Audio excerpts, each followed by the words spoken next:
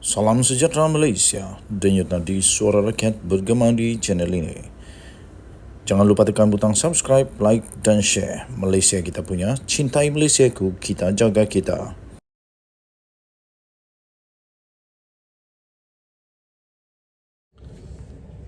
Salam sejahtera Malaysia, denyut nadi suara rakyat bergema di channel ini.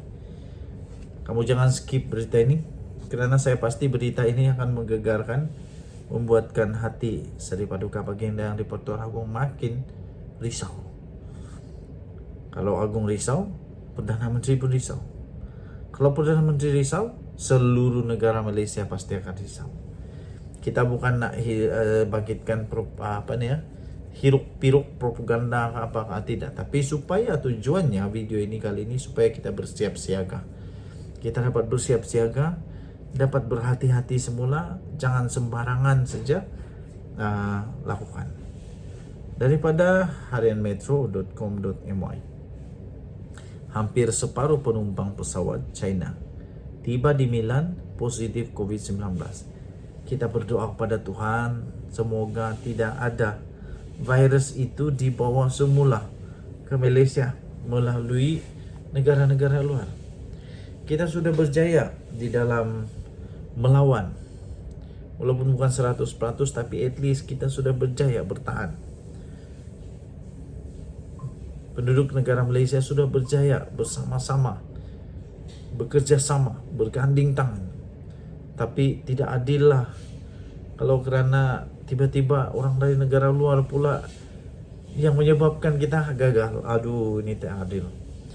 Okey, jadi kita berdoa semoga Tuhan menjaga negara Malaysia. Berita terkini ini dipetik daripada Harian Metro, daripada Rome. Pihak berkuasa kesihatan Itali telah memulakan ujian saringan COVID-19 terhadap semua pelancong yang tiba daripada China, selepas didapati bahawa hampir separuh daripada penumpang dua pesawat yang mendarat di Milan adalah positif wabak itu. Kementerian Kesihatan negara itu turut dilapor melakukan ujian penjunjukan untuk mengesan sama ada terdapat varian yang baru. Katanya, sekiranya varian baru dikesan, pihak berkuasa mungkin akan mengenakan semula sekatan yang lebih ketat ke atas pelancong dari negara itu. China telah merekodkan lonjakan kes wabak itu sejak kerajaannya mengabaikan polisi ketat sifar COVID-19.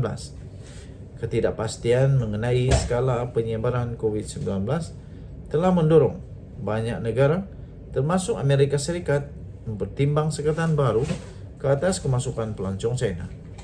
Kerajaan Itali memberincikan jumlah penumpang di Milan yang dijangkiti dan membincangkannya dalam mesyuarat kabinet semalam.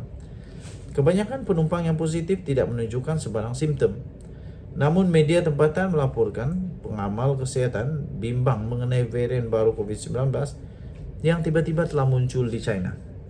Itu adalah negara pertama di Eropah yang dilanda COVID-19 pada tahun 2020. Walau kadar penumpang dijangkiti virus itu tinggi dan menyebabkan pihak berkuasa berjaga-jaga, satu faktor yang memihak pada Itali ialah kadar vaksinasinya yang telah pun meluas. Menurut Pertubuhan Kesihatan Sedunia WHO, terdapat lebih 80% penduduk sudah pun lengkap divaksinasi dan ramai yang mengambil vaksin penggalap. Okey, jadi maksud kepada berita ini supaya rakyat Malaysia turut mengambil langkah berjaga-jaga. Jangan kita lalai. Kalau masih mampu, kalau masih kuat, pakailah mask. Cuci tangan selalu. Pastikan berhati-hati, jangan terlalu terdedah. Denyut nadi suara rakyat bergema di channel ini. Kita jaga kita. Bye-bye. Salam sejahtera Malaysia. Denyut nadi suara rakyat bergema di channel ini. GLC dan agensi kerajaan wajib diterajui oleh pemimpin politik. Setidak-tidaknya mereka yang ada jiwa politik. Perdebatan sama ada wajar atau tidak orang politik atau pemimpin politik untuk dilantik sebagai pengerusi GLC serta agensi tertentu dalam kerajaan sepertinya akan terus berlanjutan dan tiada kesudahan yang muktamad mengenainya. bagi mereka yang ideal serta disaluti sedikit prasangka buruk kepada orang politik. Kononnya mereka ini lebih terdedah untuk menyalahgunakan kuasa, kedudukan bila diberi jawatan memang diketahui secara terbuka menolak lantikan sedemikian. Bagi mereka, GLC atau agensi kerajaan mestilah dipengerusikan oleh orang profesional yang harus menumpukan sepenuh perhatian kepada kerjanya serta terasing daripada kehidupan dan kecenderungan politik. Kononnya lagi, hanya orang profesional yang tiada kecenderungan politik itu yang mampu untuk menjana keuntungan dan mewujudkan nama baik bagi GLC dan agensi terbabit. Seterusnya kepada kerajaan yang sedang memerintah. Sebaliknya, bagi yang praktikal dan melihat kepentingan dari sudut yang berbagai, mereka lebih melihat perlunya orang politik. Kalaupun bukan orang politik untuk semua GLC dan agensi kerajaan, sebahagian besar daripadanya perlu diberi peranan tersebut. Namun demikian, syarat itu bukan semata-mata atas kedudukan sebagai orang politik atau pemimpin politik semata-mata, tetapi mestilah turut disertai oleh kelayakan, kebolehan dan juga kemampuan. Tambahan lagi, orang politik dan pemimpin politik juga ramai yang terdiri daripada kalangan profesional serta mempunyai kelulusan akademik yang membanggakan. Soalnya, wajar atau tidak lantikan orang politik atau pemimpin politik untuk mengetuai agensi kerajaan dan juga GLC atau peranan itu mesti diserah sepenuhnya kepada golongan profesional. Yang mudah ialah begini. Kerajaan itu sendiri dibentuk oleh gerakan parti politik dan orang-orang politik melalui pilihan raya umum yang diadakan setiap 5 tahun. Parti yang menang atau memiliki majoriti akan diberi hak untuk menubuhkan kerajaan. Seterusnya, ketua parti politik berkenaan biasanya bakal dilantik sebagai Perdana Menteri. Makna kata, yang menjadi Perdana Menteri dan memegang steering pentadbiran negara ialah pemimpin politik. Begitu juga dengan menteri-menteri yang dilantik kemudiannya. Sementara steering dikawal oleh pemimpin politik, enjin kerajaan itu dikawal, itu adalah kaki tangan awam. Sebagai jentera pelaksana pula diketuai oleh ketua setiausaha negara atau ketua setiausaha bagi peringkat kementerian. Di peringkat negeri juga begitu juga keadaannya, di mana menteri besar atau ketua menteri adalah pemimpin politik, manakala setiausaha kerajaan negeri adalah penjawat awam yang merupakan ketua pada kaki tangan awamnya. Jika pemimpin politik boleh diterima dan dipercayai untuk menaruhi negara, negeri dan sebagai menteri, maka apa masalahnya jika orang politik turut menaruhi GLC dan agensi kerajaan? Bukankah di setiap GLC dan agensi kerajaan itu ada CEO atau ketua pengarah yang tentunya adalah golongan yang profesional atau kaki tangan awam sendiri?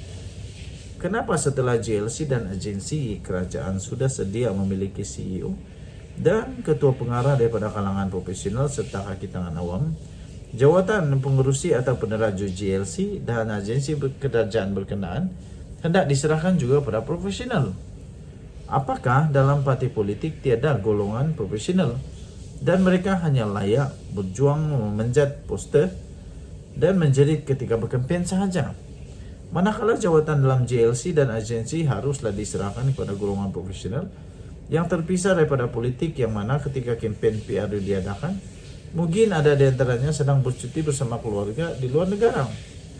Untuk itu meletakkan oleh orang-orang politik sebagai pengurusi GLC dan agensi kerajaan mestilah dilihat dari konteks untuk memastikan perjalanan GLC serta agensi terbabit selari dengan aspirasi parti dan Perdana Menteri yang menerajui kerajaan.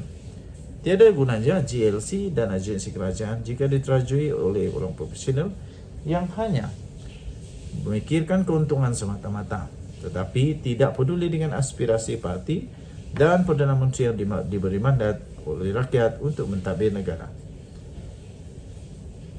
Tuan-tuan dan puan-puan yang hormati sekalian, selain itu, dengan melantik orang politik menerajui GLC dan agensi kerajaan juga mampu mengukuhkan imej parti dari segi persepsi rakyat memberi undi dan memenangkan parti berkenaan. Sebab akhirnya yang harus kembali kepada rakyat untuk mendapatkan semula mandat ialah parti, Perdana Menteri dan menteri-menteri yang terdiri pada orang-orang politik belaka.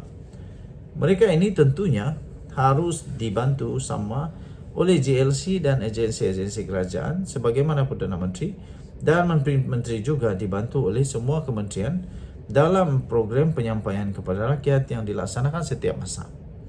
Begitupun sekali lagi ditekankan semua lantikan daripada orang-orang politik itu mestilah berasaskan kepada kelayakan, kemampuan, kebolehan serta kewibawaan mereka dalam bidang yang berkaitan.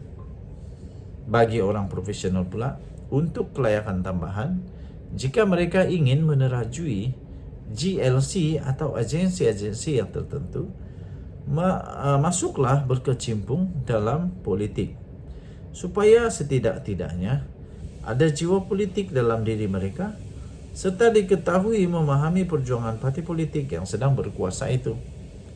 Tidaklah nanti jika mereka tiba-tiba menguasai GLC atau agensi kerajaan, bila berlaku banjir misalnya, mereka langsung tak terusik hati, tak terusik perasaan untuk memberi bantuan, atau sebaik saja kempen PRU dilangsungkan. Pilihan yang dilakukan ialah bercuti ke luar negara bersama keluarga tercinta. Sabudin Husin, 29 Desember 2022. Saya agak skeptikal, tetapi saya pun ada setuju juga dengan apa yang dinyatakan oleh Sabudin Husin. Betul juga, adalah pelik bagi seorang yang dilantik dalam JLC tapi tidak menyokong kerajaan. Tapi kalau dia menyokong kerajaan, maksudnya dia itu sedang berpolitik. Kalau dia menolak kerajaan pun dia sedang berpolitik. Jadi sangat-sangat tidak logik kalau ada orang cakap lantikan dalam JLC ini sepatutnya tiada politik. Tidak. Sebab semuanya tentang politik. Kuasa itu adalah politik. Pengaruh itu adalah politik. Dan tadi suara rakyat bergema di channel ini. Kita jumpa lagi. Bye-bye.